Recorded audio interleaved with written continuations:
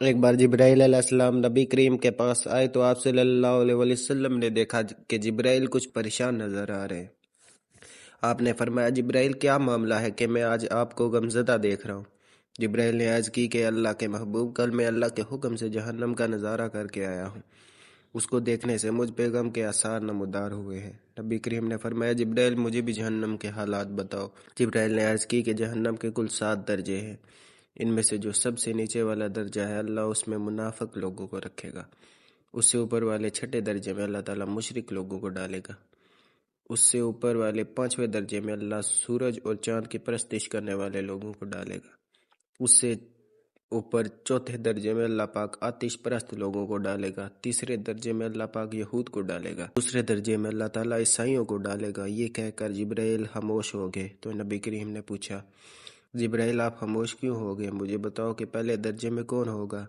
جبرائیل علیہ السلام نے عرض کیا اے اللہ کے رسول، پہلے درجے میں اللہ پاک آپ کی امت کے گناہ گار لوگوں کو ڈالے گا۔ نبی کریم نے یہ سنا کہ میری امت کو بھی جہنم میں ڈالا جائے گا، آپ بے حد غمگین ہوئے اور آپ نے اللہ کے حضور دعائیں کرنا شروع کی۔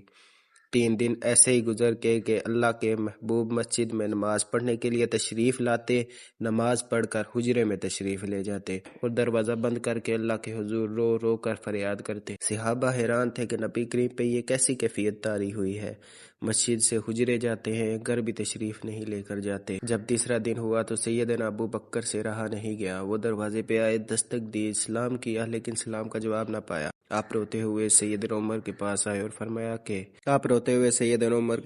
اور فرمایا کہ میں نے سلام کیا لیکن سلام کا جواب نہ پایا۔ آپ گئے تو آپ نے 3 بار سلام کیا لیکن جواب نہ ملا۔ حضرت عمر نے سلمان فارسی کو بھیجا لیکن پھر بھی سلام کا جواب نہ آیا۔ حضرت سلمان فارسی نے واقعے کا تذکرہ علی المرتضیٰ سے کیا۔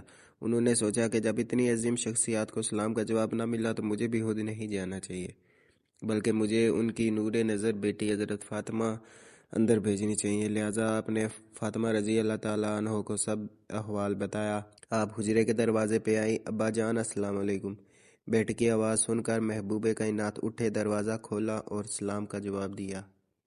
ابا جان آپ پر کیا کیفیت ہے کہ 3 دن سے آپ یہاں تشریف فرما ہے؟ نبی کریم نے فرمایا کہ جبرائیل نے مجھے آگاہ کیا ہے کہ میری امت بھی جہنم میں جائے گی۔